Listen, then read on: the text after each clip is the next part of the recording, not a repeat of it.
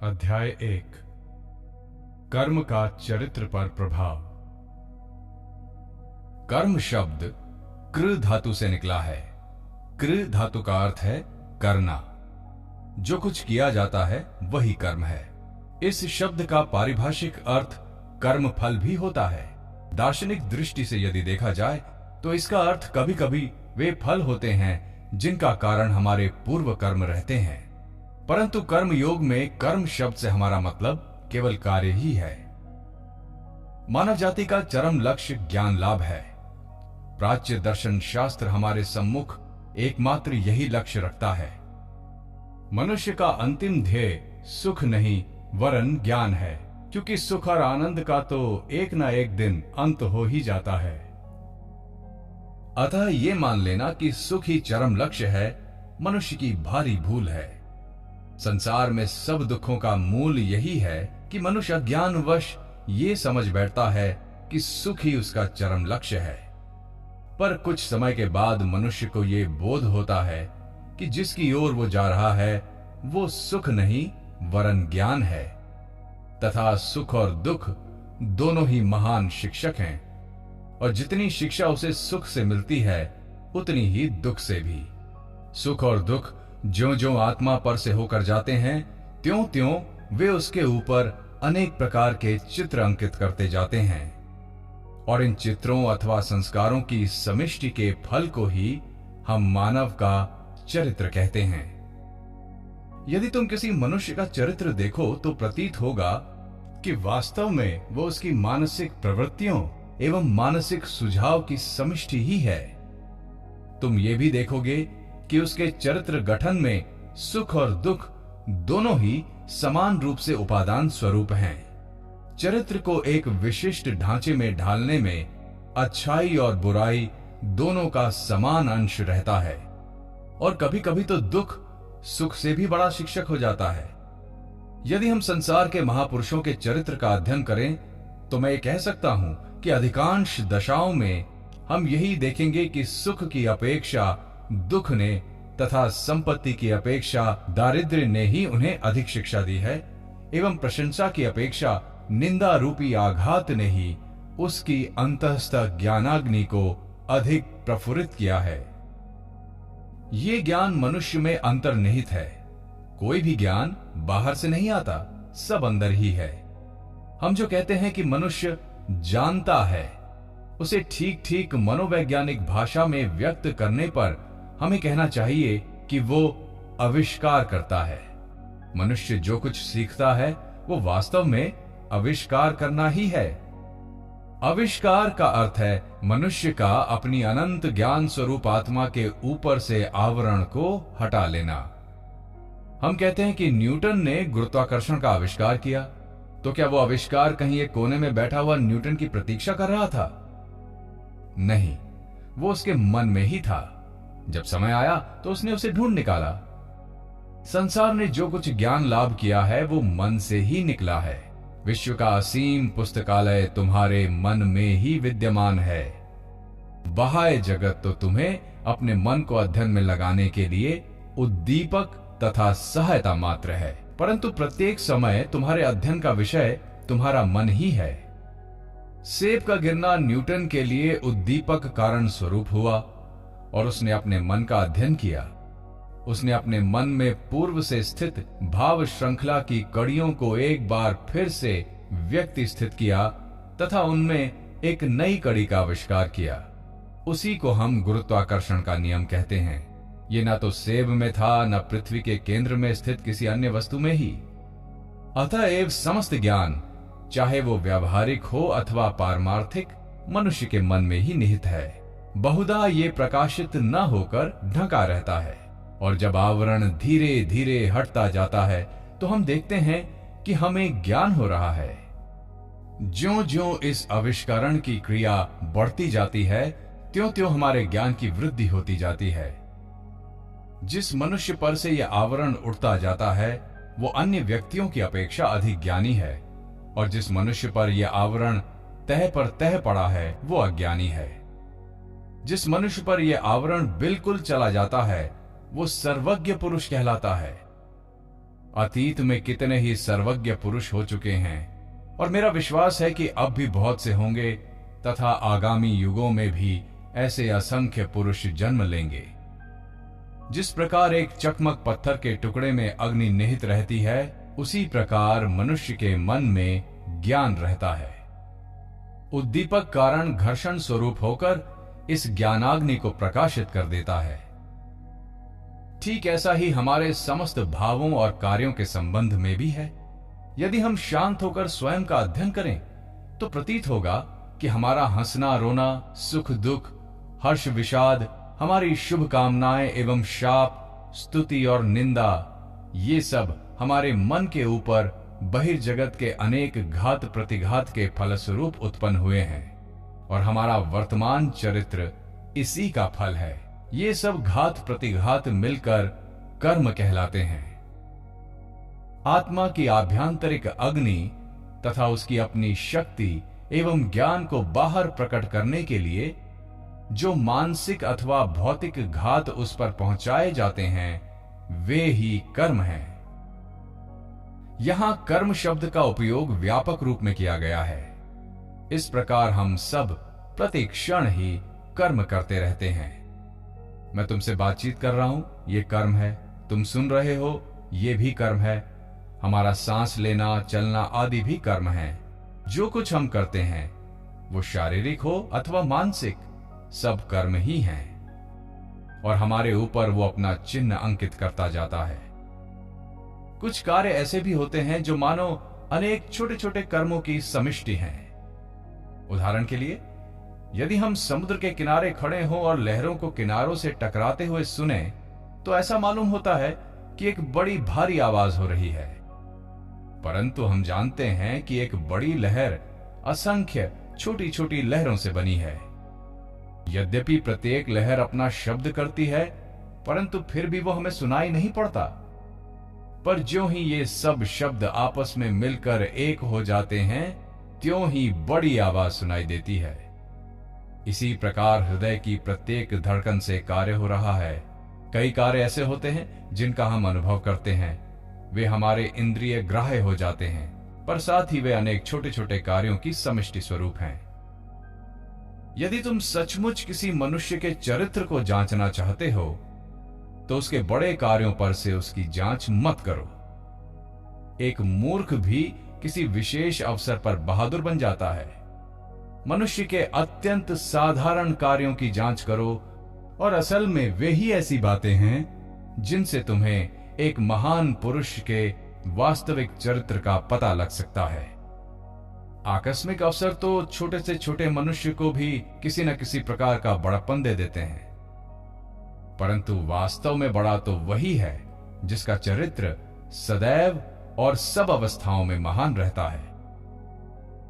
व्यक्ति का जिन सब शक्तियों के साथ संबंध आता है, उनमें से कर्मों की वो शक्ति सबसे प्रबल है जो व्यक्ति के चरित्र गठन पर प्रभाव डालती है। मनुष्य तो मानो एक प्रकार का केंद्र है और वो संसार की समस्त शक्तियों को अपनी ओर खींच रहा है तथा इस केंद्र में उन सारी शक्तियों को आपस में मिलाकर उन्हें फिर एक बड़ी तरंग के रूप में बाहर भेज रहा है। ये केंद्र ही प्रकृत मानव आत्मा है। ये सर्वशक्तिमान तथा सर्वज्ञ है और समस्त विश्व को अपनी ओर खींच रहा है। भला बुरा, सुख दुख सब उसकी ओर दौड़े जा रहे हैं और जाकर उसके चारों ओर मानो लिपटे जा रहे हैं, और वो उन सब में से चरित्र रूपी महाशक्ति का गठन करके उसे बाहर भेज रहा है। जिस प्रकार किसी चीज को अपनी ओर खींच लेने की उसमें शक्ति है, उसी प्रकार उसे बाहर भेजने की भी है। संसार में हम जो सब कार्यकलाप देखते हैं, मानव समाज में जो सब गति हो रही है, हमारे चारों ओर और जो कुछ हो रहा है, वो सारा का सारा केवल मन का ही खेल है। मनुष्य की इच्छा शक्ति का प्रकाश मात्र है। अनेक प्रकार के यंत्र, नगर, जहाज, युद्धपोत आदि सभी मनुष्य की इच्छा शक्ति के विकास मात्र हैं। मनुष्य की ये इच्छा शक्ति चरित्र से उत्पन्न होती है और वो चरित्र कर्मों से गठित होता है। अतएव कर्म जैसा होगा इच्छा शक्ति का विकास भी वैसा ही होगा। संसार में प्रबल इच्छा शक्ति संपन्न जितने महापुरुष हुए हैं वे सभी दुरंधर कर्मी थे। उनकी इच्छा शक्ति ऐसी जबरदस्त थी कि वे संसार को भी उलट पुलट दे सकते थे, और वो शक्ति उन्हें युग युगांतर तक निरंतर कर्म करते रहने से प्राप्त हुई थी। बुद्ध एवं ईसा मसीह में जैसी प्रबल इच्छा शक्ति थी वो एक जन्म में प्राप्त नहीं की जा सकती, और उसे हम आनुवंशिक शक्ति संचार भी नहीं कह सकते, क्योंकि हमें ज्ञात है कि उनके पिता कौन थे। हम नहीं कह सकते कि उनके पिता के मुंह से मनुष्य जाति की भलाई के लिए शायद कभी एक शब्द भी निकला हो। जोसेफ, जो कि ईसा मसीह के पिता थे, उनके समान तो असंख्य बढ़ई हो गए और आज भी हैं। बुद्ध के पिता के सदृश लाखों छोटे छोटे राजा हो चुके हैं।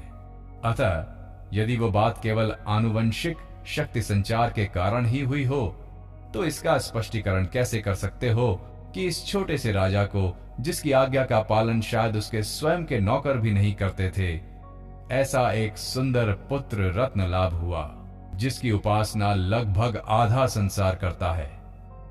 इसी प्रकार जोसेफ नामक बढ़ई तथा संसार में लाखों लोगों द्वारा ईश्वर के समान पूजे जाने वाले उसके पुत्र ईसा मसीह के बीच जो अंतर है, उसका स्पष्टीकरण कहां?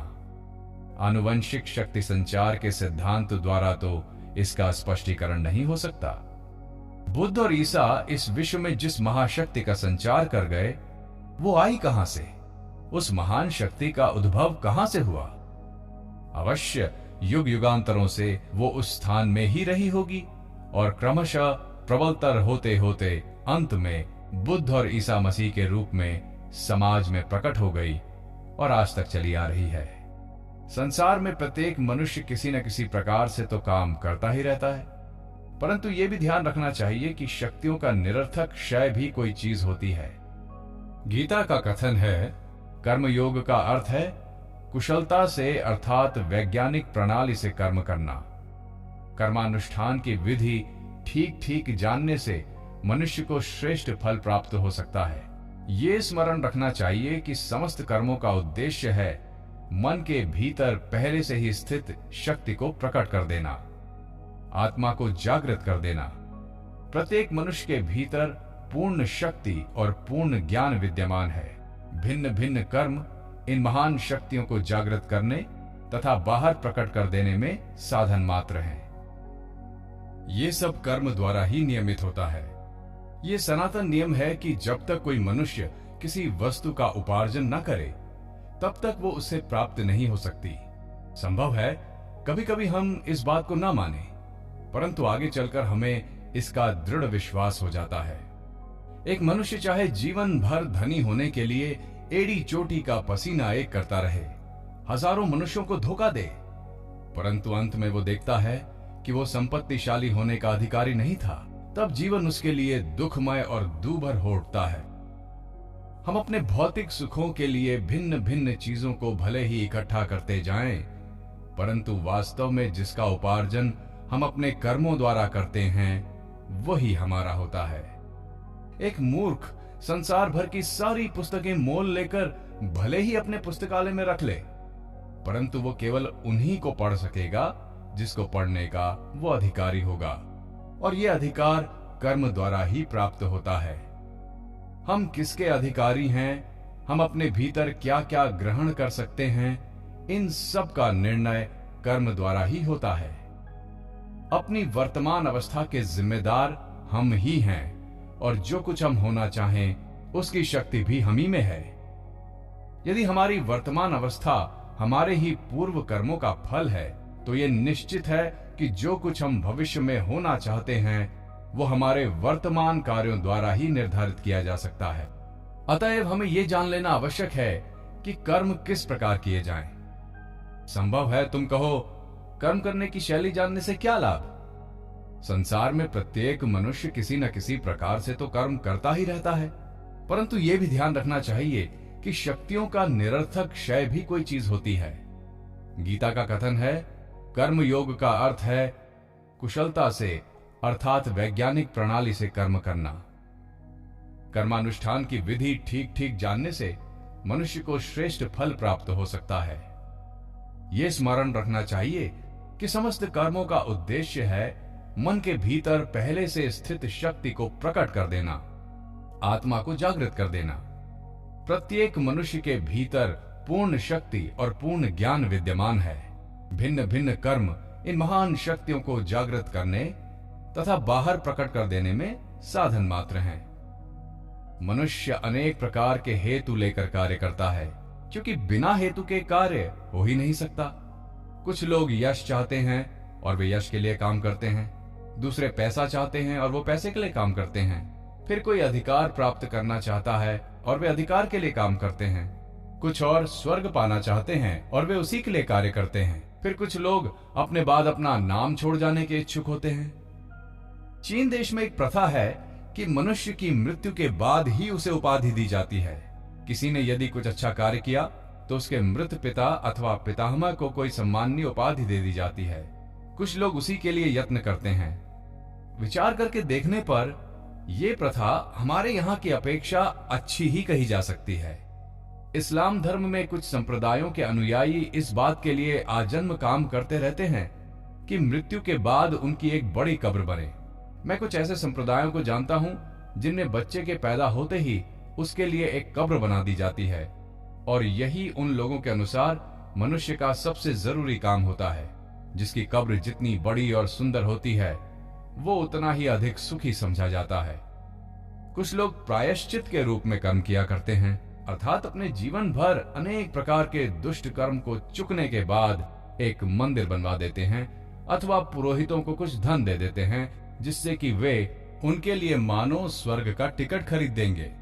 वे सोचते हैं कि बस इससे रास्ता साफ हो गया, अब हम निर्विघ्न चले जाएंगे। इस प्रकार मनुष्य को कार्य में लगाने वाले बहुत से उद्देश्य रहते हैं। ये उनमें से कुछ हुए। अब हम कार्य के लिए ही कार्य इस संबंध में कुछ विचार करते हैं। प्रत्येक देश में कुछ ऐसे नर रत्न होते हैं जो केवल कर्म के लिए ही कर्म करते हैं। वे नाम, यश अथवा स्वर्ग की भी परवाह नहीं करते। वे केवल इसलिए कर्म करते हैं कि उससे दूसरों की भलाई होती है। कुछ लोग ऐसे भी होते हैं जो और भी उच्चतर उद्देश्य लेकर गरीबों के प्रति भलाई और मनुष्य जाति की सहायता के लिए अग्रसर होते हैं, क्योंकि भलाई में उनका विश्वास है और उसके प्रति प्रेम है। देखा जाता है कि नाम तथा यश के लिए किया गया कार्य बहुधा शीघ्र फलित नहीं होता। ये चीजें तो हमें उस समय प्राप्त होती हैं जब हम वृद्ध हो जाते हैं और जिंदगी की आखिरी घड़ियां गिनते रहते हैं। यदि कोई मनुष्य निस्वार्थता से कार्य करे तो क्या उसे कोई फल प्राप्ति नहीं होती? असल में तभी तो उसे सर्वोच्च फल की प्राप्ति होती है। और सच पूछा जाए तो निस्वार्थता अधिक फलदायी होती है, पर लोगों में इसका अभ्यास करने का धीरज नहीं रहता। व्यावहारिक दृष्टि से भी यह अधिक लाभदायक है। प्रेम, सत्य तथा निस्वार्थता नीति संबंधी आलंकारिक वर्णन मात्र नहीं है, वे तो हमारे सर्वोच्च आदर्श हैं, क्योंकि वे शक्ति की महान अभिव्यक्ति हैं। पहली बात यह है कि यदि कोई मनुष्य 5 दिन, उतना क्यों 5 मिनट भी बिना भविष्य का चिंतन किए, बिना स्वर्ग, नर्क या अन्य किसी के संबंध में सोचे निस्वार्थता से काम कर सके तो वो एक महापुरुष बन सकता है। यद्यपि इसे कार्य रूप में परिणत करना कठिन है, फिर भी अपने हृदय के अंतःस्थल से हम इसका महत्व समझ सकते हैं और जानते हैं कि इससे क्या भलाई होती है। ये शक्ति की महत्तम अभिव्यक्ति है। इसके लिए प्रबल संयम की आवश्यकता है। अन्य सब बहिर्मुखी कर्मों की अपेक्षा इस आत्म संयम में शक्ति का अधिक प्रकाश होता है। एक 4 घोड़े वाली गाड़ी उतार पर बड़ी आसानी से धड़धड़ाती हुई आ सकती है, अथवा 27 घोड़ों को रोका जा सकता है। इन दोनों में अधिक शक्ति का विकास किस में होता है? घोड़ों को छोड़ देने में अथवा उन्हें रोकने में? एक तोप का गोला हवा में काफी दूर तक चला जाता है और फिर गिर पड़ता है, परंतु दूसरा दीवार से टकराकर रुक जाने से उतनी दूर नहीं जा सकता, पर उस टकराने से बड़ी आहासी निकलती है। इसी प्रकार मन की सारी बहुर्मुखी गति किसी स्वार्थपूर्ण उद्देश्य की ओर दौड़ते रहने से छिन्न भिन्न होकर बिखर जाती है। वो फिर तुम्हारे पास लौटकर तुम्हारे शक्ति विकास में सहायक नहीं होती, परंतु यदि उसका संयम किया जाए तो उससे शक्ति की वृद्धि होती है। इस आत्म संयम से एक महान इच्छा शक्ति का प्रादुर्भाव होता है। वो एक ऐसे चरित्र का निर्माण करता है जो जगत को अपने इशारे पर चला सकता है।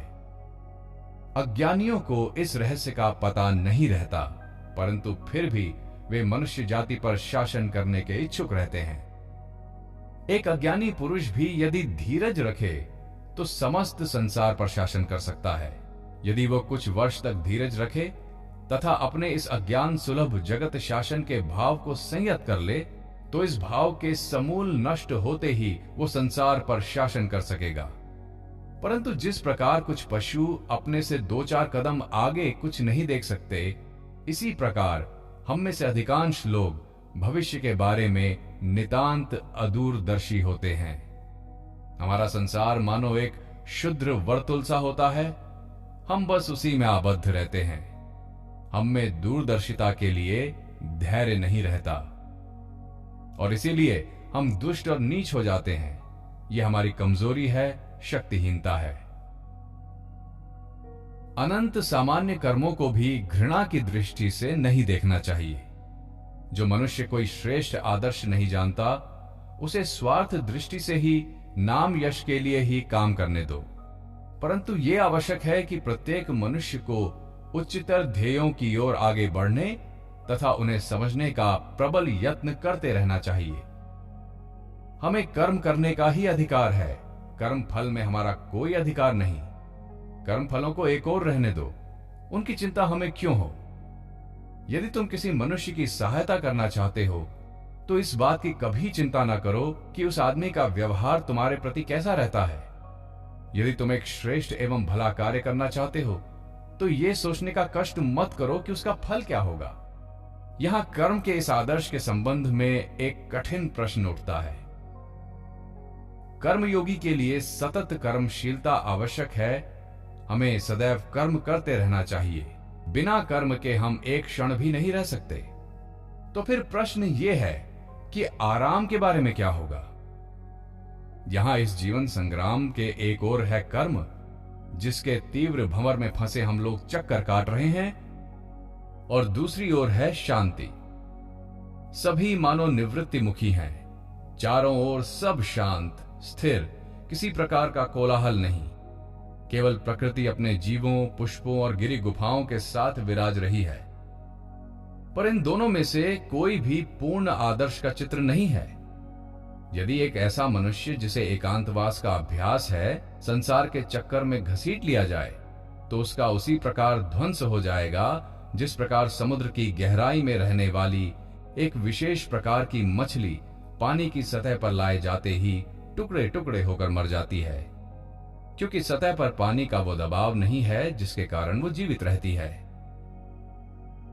इसी प्रकार ऐसा मनुष्य जो सांसारिक तथा सामाजिक जीवन के कोलाहल का अभ्यस्त है, यदि किसी शांत स्थान को ले जाया जाए तो क्या वो शांतिपूर्वक रह सकता है? कदापि नहीं। उसे क्लेश होता है और संभव है उसका मस्तिष्क भी फिर जाए।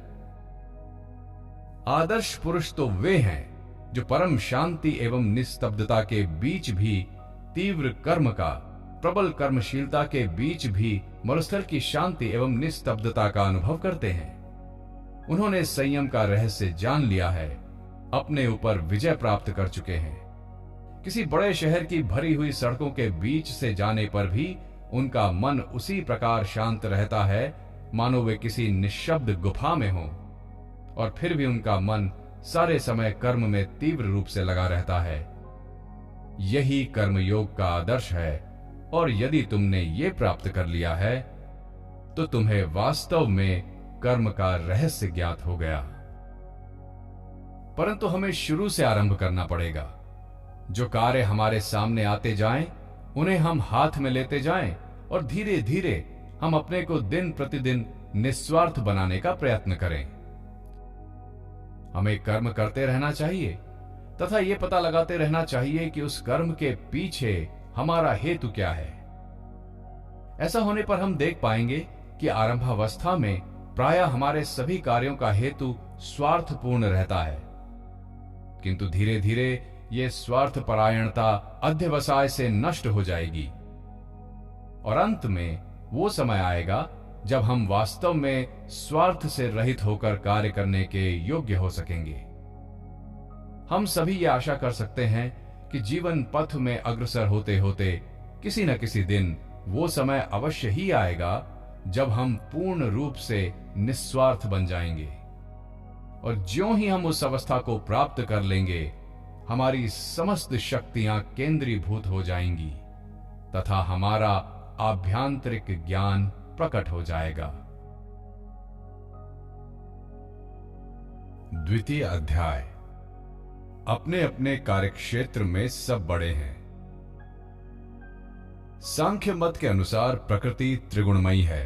ये 3 गुण हैं, सत्व, रज तथा तम। बाह्य जगत में इन 3 गुणों का प्रकाश साम्यावस्था, क्रियाशीलता तथा जड़ता के रूप में दिखाई देता है। तम की व्याख्या अंधकार अथवा कर्म शून्यता के रूप में होती है।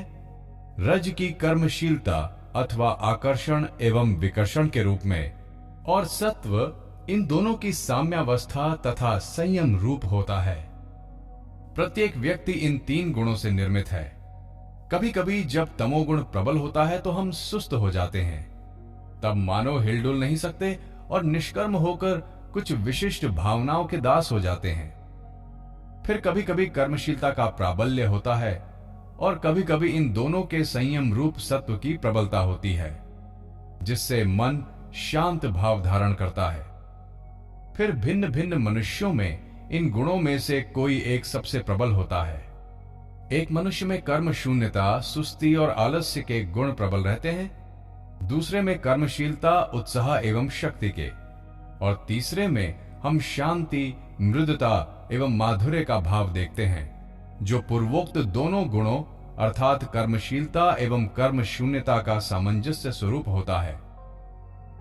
इस प्रकार संपूर्ण सृष्टि में पशुओं, वृक्षों और मनुष्यों में हमें इन विभिन्न गुणों का न्यूनाधिक मात्रा में वैशिष्ट्यपूर्ण प्रकाश दिखाई देता है। कर्मयोग का संबंध मुख्यतः इन 3 गुणों से है। कर्म हमें ये बतलाकर कि उसका स्वरूप क्या है तथा उनका किस प्रकार उपयोग होना चाहिए, हमें अपना कार्य अच्छी तरह से करने की शिक्षा देता है। मानव समाज एक श्रेणीबद्ध संस्था है। इसके अंतर्गत सभी मनुष्य एक एक श्रेणी में विभक्त और भिन्न भिन्न सोपान में अवस्थित हैं। हम सभी जानते हैं कि सदाचार तथा कर्तव्य किसे कहते हैं, परंतु फिर भी हम देखते हैं कि भिन्न भिन्न देशों में सदाचार के संबंध में अलग अलग धारणाएं हैं। एक देश में जो बात सदाचार युक्त मानी जाती है, संभव है दूसरे देश में वही नितांत दुराचार समझी जाए। उदाहरण के लिए एक देश में चचेरे भाई बहन आपस में विवाह कर सकते हैं, परंतु दूसरे देश में यही बात बुरी मानी जाती है। किसी देश में लोग अपनी साली से विवाह कर सकते हैं, परंतु यही बात दूसरे देश में बड़ी खराब समझी जाती है। फिर कहीं कहीं लोग एक ही बार विवाह कर सकते हैं और कहीं कहीं कई बार, इत्यादि इत्यादि।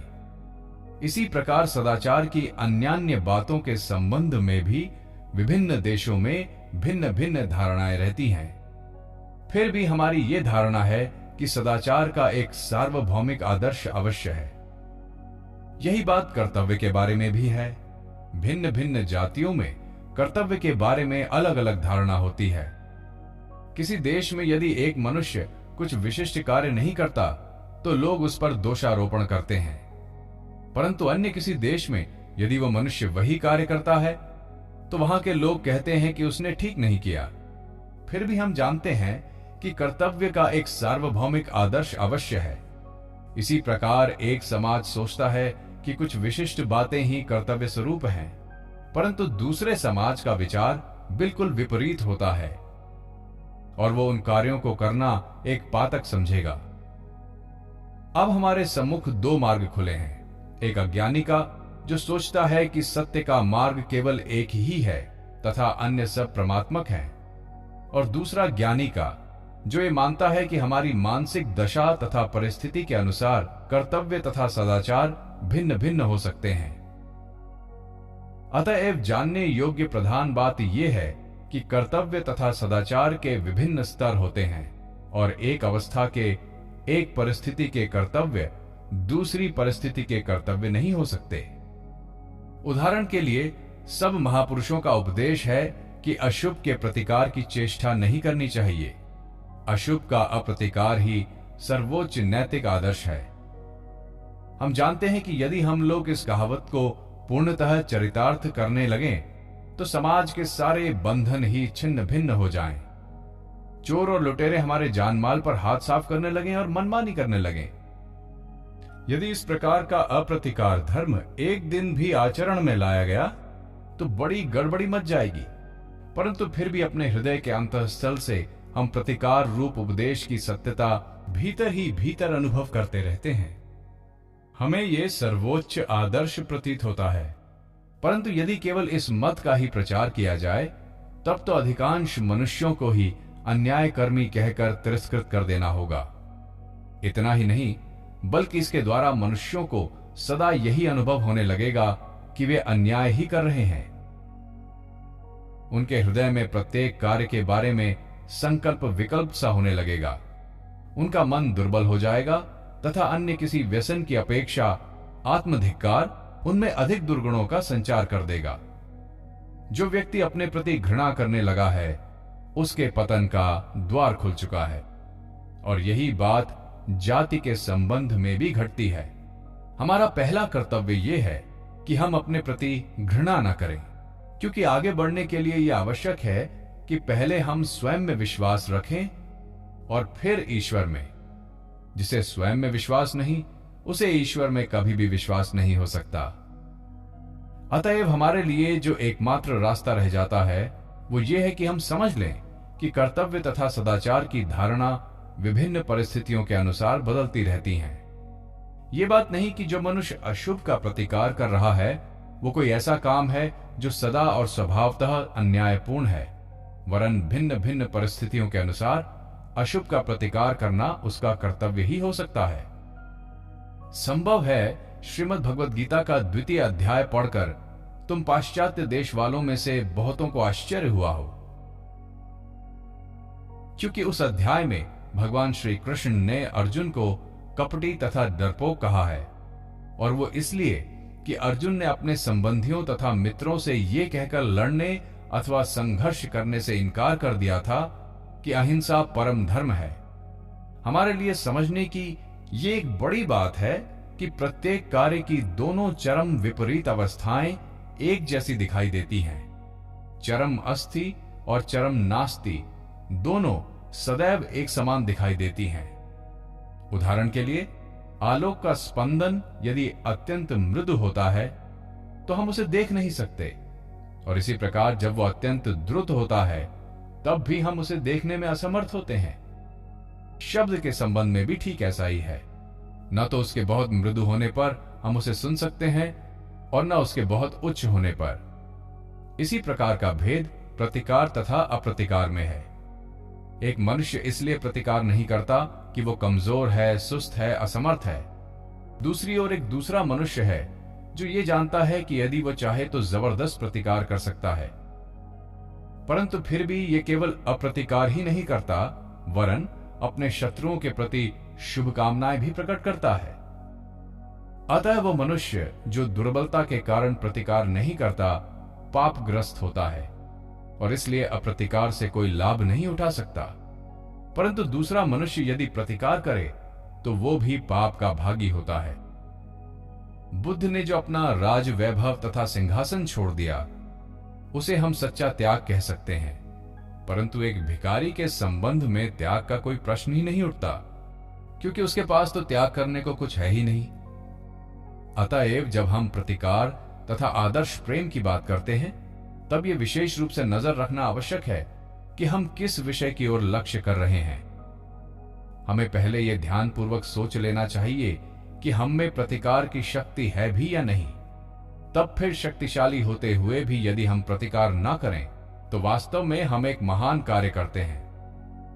परंतु यदि हम प्रतिकार कर ही ना सकते हों और फिर भी भ्रमवश यही सोचते रहें कि हम उच्च प्रेम की प्रेरणा से ही कार्य कर रहे हैं तो ये पहले के ठीक विपरीत ही होगा।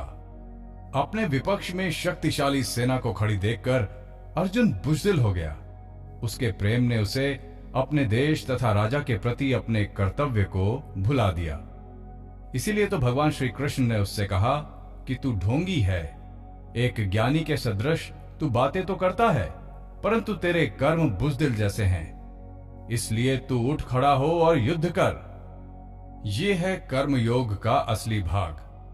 कर्मयोगी वही है जो समझता है कि सर्वोच्च आदर्श अप्रतिकार है, जो जानता है कि यह अप्रतिकार ही मनुष्य की आंतरिक शक्ति का उच्चतम विकास है, और जो यह भी जानता है कि जिसे हम अन्याय का प्रतिकार कहते हैं, वो इस अप्रतिकार रूप उच्चतम शक्ति की प्राप्ति के मार्ग में केवल एक सीढ़ी मात्र है।